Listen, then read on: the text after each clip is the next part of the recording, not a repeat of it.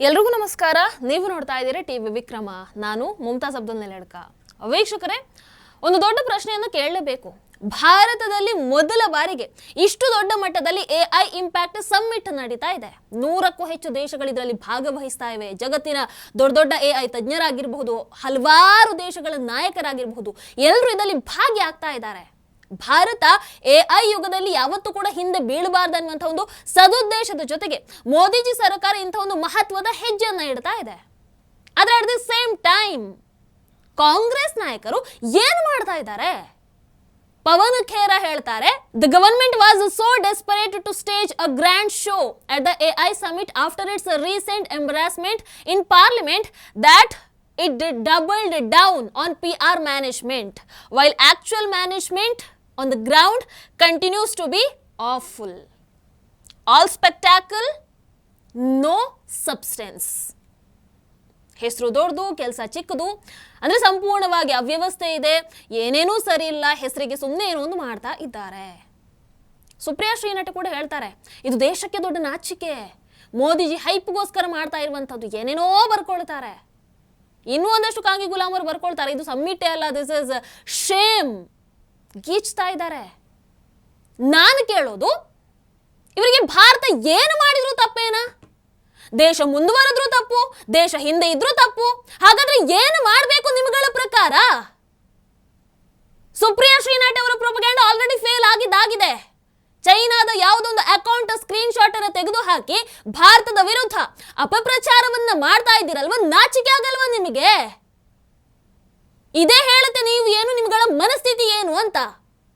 AI impact summit ಅಲ್ಲಿ 100 ಪ್ರದರ್ಶನಗಳು ನಡೀತಾ ಇವೆ, ಸಾವಿರಾರು ಗಣ್ಯರು ಅದರಲ್ಲಿ ಭಾಗಿಯಾಗ್ತಾ ಇದ್ದಾರೆ, ಜಾಗತಿಕ ನಾಯಕರು ಒಂದೇ ವೇದಿಕೆಯಲ್ಲಿ ಸೇರ್ತಾ ಇದ್ದಾರೆ.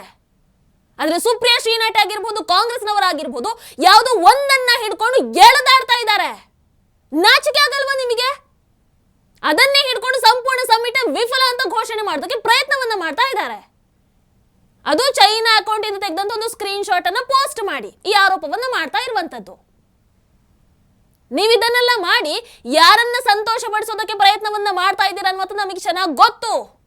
ಬಹುಶಃ ಅದು ರಾಹುಲ್ ಇಟಲಿ ಅವರ ಒಂದು MOU ಸೈನ್ ಮಾಡಿದ್ರಲ್ವಾ, ಅದರ ಭಾಗ ಆಗಿರ್ಬೇಕು. ಹೌದಲ್ವೋ? ವೀಕ್ಷಕರೇ, ಭಾರತದಲ್ಲಿ ನಡೀತಾ ಇರುವಂತಹ ಎಐ ಸಮ್ಮಿಟ್ ಇದೇನು ನಾರ್ಮಲ್ ಕಾನ್ಫರೆನ್ಸ್ ಅಲ್ಲ, ಇದೊಂದು ಘೋಷಣೆ ಅಂತಾನೆ ಹೇಳ್ಬಹುದು. ಏನ್ ಘೋಷಣೆ?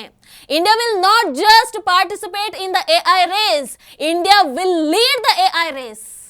ಇದನ್ನ ಕೇವಲ ನಾವು ಹೇಳ್ತಾ ಇರುವಂತದ್ದಲ್ಲ, ಜಾಗತಿಕ ನಾಯಕರೇ ಹೇಳ್ತಾ ಇದ್ದಾರೆ, ಜಾಗತಿಕ ತಜ್ಞರು ಇದನ್ನ ಹೇಳ್ತಾ ಇರುವಂತದ್ದು. Philips global CEO Roy Jacobs ಹೇಳ್ತಾ ಇದ್ದಾರೆ, ಭಾರತದಲ್ಲಿ ಎಂಜಿನಿಯರ್ಗಳ ಶಕ್ತಿ ಇದೆ, ಇನೋವೇಷನ್ ಎಕೋಸಿಸ್ಟಮ್ ಇದೆ, ಅದ್ಭುತವಾದಂತಹ ಸಾಮರ್ಥ್ಯ ಇದೆ. ಎಐ ತಜ್ಞ ರಾಫೆಲ್ ಲಿಯೋನಾರ್ಡ್ ಏನ್ ಹೇಳ್ತಾರೆ ಗೊತ್ತಾ? I am super impressed by how big this summit is. India is an incredible place to develop AI. There are so many talented young people here ಅಂತ ಹೇಳ್ತಾರೆ. ಅಂದ್ರೆ ಸಮಿಟ್ ನೋಡಿ ಬಹಳ ಖುಷಿ ಆಗ್ತಾ ಇದೆ ನನಗೆ. ಭಾರತದಲ್ಲಿರುವಂತಹ ಯುವ ಶಕ್ತಿಯ ಒಂದು ಟ್ಯಾಲೆಂಟ್ ಇದೆಯಲ್ಲ, ಅದು ಅಸಾಧಾರಣ ಆಗಿರುವಂಥದ್ದು. ಎಐಗೆ ಭಾರತ ಹೇಳಿ ಮಾಡಿಸಿರುವಂತಹ ಜಾಗ ಅಂತ ಹೇಳ್ತಾರೆ. ಅದೇ ಇವ್ರುಗಳು, ಅಯ್ಯೋ ಏನು ಸರಿ ಇಲ್ಲ, ಎಲ್ಲ ವ್ಯವಸ್ಥೆ, ಭಾರತದ ಮರ್ಯಾದೆನೇ ಹೋಯಿತು. ಇಂತಹ ಮಾತುಗಳು. ಮೊದಲ ದಿನ ಒಂದಷ್ಟು ಮಂದಿಗೆ ಸಣ್ಣ ಪುಟ್ಟ ಸಮಸ್ಯೆ ಆಗಬಹುದು. ನಿಮ್ಮ ಮನೆಯಲ್ಲಿ 10 ಜನ ಜಾಸ್ತಿ ಬಂದ್ರೆ ಎಷ್ಟು ನೀವು ಮಾಡೋದು ನಿಮಗೆ ಸುಧಾರಿಸೋದಕ್ಕಾಗಲ್ಲ. ಹಂಗಿರುವಾಗ ಇದರ ಬಗ್ಗೆ ಒಂದು ಬಾರಿ ಯೋಚನೆ ಮಾಡಿ. ದೊಡ್ಡ ಕಾರ್ಯಕ್ರಮ ಅಂತ ಅಂದ ಮೇಲೆ ರಶ್ ಇರುವಂಥದ್ದು ಸಹಜ, ಲೈನ್ ಇರುವಂಥದ್ದು ಸಹಜ. ಆದ್ರೆ ಅದನ್ನೇ ಹಿಡ್ಕೊಂಡು ಇದು ದೇಶಕ್ಕೆ ಅವಮಾನ ಅನ್ನೋ ತರ ಹೇಳೋದಕ್ಕೆ ನಿಮಗೆ ನಾಚಿಕೆ ಆಗಲ್ವಾ ಅಂತ. ಜನ ಜಾಸ್ತಿ ಇದ್ದಾರೆ ಅಂತಂದ್ರೆ ಅಷ್ಟು ಮಂದಿ ಎಐ ಅಲ್ಲಿ ಆಸಕ್ತಿಯನ್ನು ಹೊಂದಿದ್ದಾರೆ ಅಂತ ಅರ್ಥ. ಅದಕ್ಕೆ ಸಾಕ್ಷಿ ಎಐ ಬಗ್ಗೆ ಜನರಿಗೆ ಕುತೂಹಲ ಇದೆ ಅನ್ನುವಂಥದ್ದಕ್ಕೆ ಸಾಕ್ಷಿ ಅದು. ಹೌದಲ್ವೋ? ಆಮೇಲೆ ಬೇಕಾದಷ್ಟೇ ಜನರನ್ನ ಬಿಡೋದಕ್ಕೆ ಅದೇ ನಿಮ್ಮ ಪಾರ್ಟಿ ಮೀಟಿಂಗ್ ಅಲ್ವಲ್ಲ, ಎಲ್ರಿಗೂ ಅವಕಾಶ ಇರುವಂತಹ ಕಾರ್ಯಕ್ರಮ ಅದು. ಹಾಗಾಗಿ ಜನಸಂದಣಿ ಇರುವಂಥದ್ದು ಸಹಜನೇ. ಅದನ್ನ ಏನು ಕಾಂಪ್ಲಿಕೇಟ್ ಮಾಡ್ತಾ ಇರುವಂಥದ್ದು ನೀವು? ಅಷ್ಟು ದೊಡ್ಡ ಕಾರ್ಯಕ್ರಮವನ್ನು ಮೋದಿಜಿ ಮಾಡ್ತಾ ಇದ್ದಾರೆ ಅಂತ ಅಂದ ಮೇಲೆ ಅದನ್ನ ಹೆಂಗೆ ನಿಭಾಯಿಸಬೇಕನ್ನುವಂಥದ್ದು ಕೂಡ ಮೋದಿಜಿ ಅವರಿಗೆ ಬಹಳ ಚೆನ್ನಾಗಿ ಗೊತ್ತಿರುತ್ತೆ. ಸೊ ನೀವು ಜಾಸ್ತಿ ಟೆನ್ಷನ್ ತೆಗೆದುಕೊಳ್ಳುವಂತ ಅವಶ್ಯಕತೆ ಇಲ್ಲ. ನೀವು ಅದೇನೋ ಪ್ರೊಪಗ್ಯಾಂಡ ಬೇರೆ ಬೇರೆ ಮಾಡ್ತಾ ಇದ್ದೀರಲ್ಲ, ಅದನ್ನ ಮುಂದುವರಿಸಬಹುದು, ಯಾವುದೇ ಡಿಫರೆನ್ಸ್ ಬೀಳಲ್ಲ. ವೀಕ್ಷಕರು, open AI CEO Sam Altman ಹೇಳ್ತಾರೆ, India has the capacity to become a global AI leader. ಭಾರತಕ್ಕೆ AI ಗ್ಲೋಬಲ್ ಲೀಡರ್ ಆಗುವಂತ ಸಾಮರ್ಥ್ಯ ಇದೆ ಅಂತ ಹೇಳ್ತಾರೆ. ಅಂಡ್ ಇದೇ ವ್ಯಕ್ತಿ ಈ ಹಿಂದೆ ಭಾರತವನ್ನ AI ಅಲ್ಲಿ ಹಿಂದುಳಿದಿದೆ ಅಂತ ಹೇಳಿದ್ರು. ಅದೇ 2026ಕ್ಕೆ ಏನು ಹೇಳ್ತಾ ಇದ್ದಾರೆ, ಭಾರತ AI ಅಲ್ಲಿ ಗ್ಲೋಬಲ್ ಲೀಡರ್ ಆಗ್ಬಹುದು ಅಂತ. ಮಾತು ಬದಲಾಗಿದೆ. ಎಷ್ಟು ದೊಡ್ಡ ಬದಲಾವಣೆ ಅಲ್ವಾ? ಅದೇ ನಮ್ಮಲ್ಲಿ ನೋಡಿದ್ರೆ ರಶ್ಶು, ಮೋದಿಜಿಗೆ ಹೈಪು, ಯಾವುದೊಂದು ಸರಿ ಇಲ್ಲ ಅಂತ ಹೇಳಿ ಇಡೀ ಸಮ್ಮಿಟೇ ಸರಿ ಇಲ್ಲ, ಭಾರತದ ಮರ್ಯಾದೆ ತೆಗೆಯೋದ್ರಲ್ಲೇ ಬ್ಯುಸಿ ಆಗಿದ್ದಾರೆ. ಎಂತಹ ನಕಾರಾತ್ಮಕ ಮನಸ್ಥಿತಿಗಳು ಇವರು ಇರಬಹುದು ಅನ್ನುವಂಥದ್ದನ್ನು ಯೋಚನೆ ಮಾಡಿ. ವೀಕ್ಷಕರು, ಇನ್ನು 11 ಲ್ಯಾಬ್ಸ್ ಅನ್ನುವಂಥ ಒಂದು ಪ್ರಮುಖ AI ಆಡಿಯೋ ಕಂಪನಿಯ head of global affairs Alex Haskell ಹೇಳ್ತಾರೆ, ಭಾರತ ಅವರಿಗೆ ದಿ ಬೆಸ್ಟ್ ನ್ಯಾಚುರಲ್ ಮಾರ್ಕೆಟ್ ಅಂತ. ಅವರ ಇಂಡಿಯನ್ ಆಪರೇಷನ್ಸ್ ಭಾರಿ ದೊಡ್ಡ ಮಟ್ಟದಲ್ಲಿ ನಡೀತಾ ಇದೆ. ಅಂಡ್ ಅದಕ್ಕೆ ಉದಾಹರಣೆ ಭಾರತದ ಇ-ಕಾಮರ್ಸ್ ದೈತ್ಯ ಮೀಶೋ, ಅದು ದಿನಕ್ಕೆ 60,000ಕ್ಕೂ ಹೆಚ್ಚು ಕಾಲ್ಗಳನ್ನ ವಾಯ್ಸ್ AI ಮೂಲಕ ಪ್ರೊಸೆಸ್ ಮಾಡ್ತಾ ಇರುವಂಥದ್ದು. ಸೊ ಇದು ಏನನ್ನ ತೋರಿಸ್ತಾ ಇದೆ? AI ಅಡಾಪ್ಷನ್ ಅಲ್ಲಿ ಭಾರತ ಎಷ್ಟು ಮುಂಚೂಣಿಯಲ್ಲಿ ಇದೆ ಅನ್ನುವಂಥದ್ದನ್ನ ಇದು ತೋರಿಸ್ತಾ ಹೋಗುತ್ತೆ. ವೀಕ್ಷಕರೇ, ಆಗ್ಲೇ ಹೇಳಿದ ಹಾಗೆ AI ರೇಸ್ ಅನ್ನುವಂಥದ್ದು ಆಲ್ರೆಡಿ ಶುರು ಆಗಿಬಿಟ್ಟಿದೆ. ಬಹಳ ಫಾಸ್ಟ್ ಆಗಿ ಹೋಗ್ತಾ ಇದೆ. ಅಮೆರಿಕದ ಹತ್ರ ಬಿಗ್ ಟೆಕ್ ಇದೆ, ಚೈನಾದ ಹತ್ರ ಸ್ಕೇಲ್ ಇದೆ. ಹಾಗಾದ್ರೆ ನಮ್ಮ ಭಾರತದ ಹತ್ರ ಏನಿದೆ? ಭಾರತದ ಹತ್ರ ವಿಷನ್ ಇದೆ, ಭಾರತದ ಹತ್ರ ಟ್ಯಾಲೆಂಟ್ ಇದೆ, ಯುವ ಶಕ್ತಿ ಇದೆ. ಸ್ಕೇಲ್ ಪ್ಲಸ್ ಸ್ಕಿಲ್ ಎರಡೂ ನಮ್ಮ ಹತ್ರ ಇದೆ.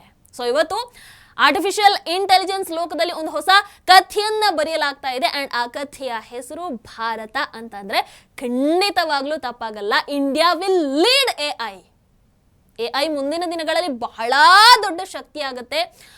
ಚೈನಾ ಮತ್ತೆ ಅಮೆರಿಕ ಮಾತ್ರ AI ಕ್ಷೇತ್ರದಲ್ಲಿ ಆಳಬಾರ್ದು, ಭಾರತ ಕೂಡ ಈ ಒಂದು ಕ್ಷೇತ್ರದಲ್ಲಿ ಮುನ್ನಡಿಬೇಕು ಮಾತ್ರ ಅಲ್ಲ, ಇಂಡಿಯಾ ಶುಡ್ ಲೀಡ್ ಅನ್ನುವಂಥ ಒಂದು ಉದ್ದೇಶದಿಂದ ಈ ಸಮ್ಮಿಟ್ ಇವತ್ತು ನವದೆಹಲಿಯಲ್ಲಿ ನಡೀತಾ ಇದೆ.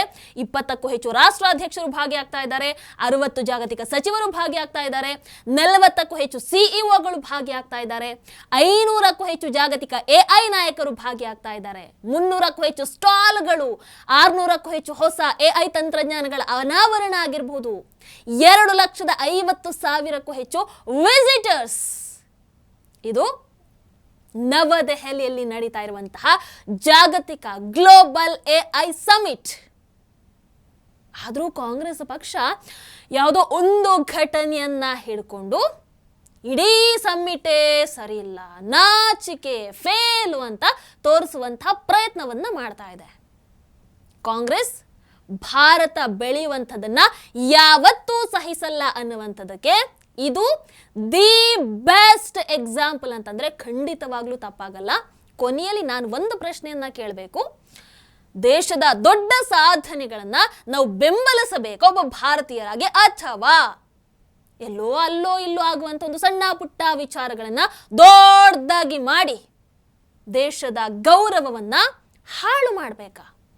ಒಬ್ಬ ಭಾರತೀಯರಾಗಿ ನೀವೇನಂತೀರಾ? ಕಮೆಂಟ್ ಮಾಡಿ. ಟಿವಿ ವಿಕ್ರಮ, ದೇಶ ನಿಮ್ಮ ಕೈಯಲ್ಲಿ. ಈ ಕಾರ್ಯಕ್ರಮ ನಿಮಗೆ ಇಷ್ಟ ಆಗಿದ್ದಲ್ಲಿ ಲೈಕ್, ಶೇರ್ ಹಾಗೂ ಕಮೆಂಟ್ ಮಾಡಿ. ಟಿವಿ ವಿಕ್ರಮದ ಕಾರ್ಯಕ್ರಮಗಳನ್ನು ನಿರಂತರವಾಗಿ ವೀಕ್ಷಿಸಲು ಸಬ್ಸ್ಕ್ರೈಬ್ ಮಾಡಿ, ಬೆಲ್ ಐಕನ್ ಒತ್ತಿ.